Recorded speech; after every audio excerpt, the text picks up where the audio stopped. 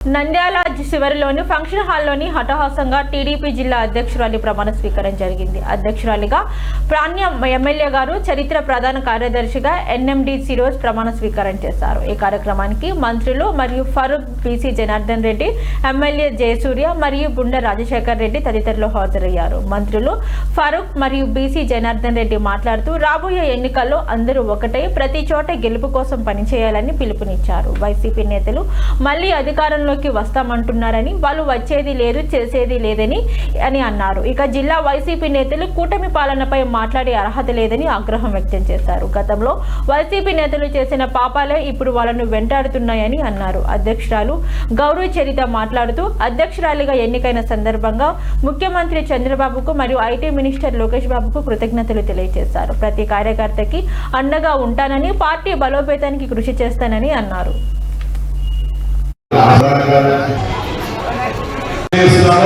ఇక జిల్లా ఆయన ఆలోచన విధానం ఏర్పడిన నంద్యాల ఎప్పుడు కూడా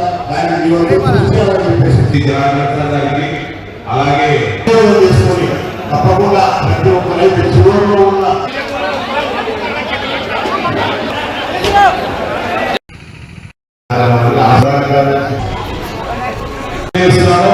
ఇక జిల్లా ఆయన ఆలోచన విధానం ఏర్పడిన నంద్యాల ఎప్పుడు కూడా అలాగే చేసుకొని తప్పకుండా ప్రతి ఒక్కరైతే చివరిలో ఉన్న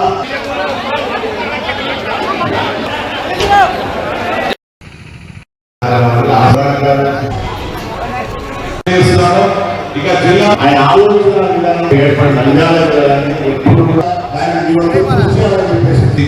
అలాగే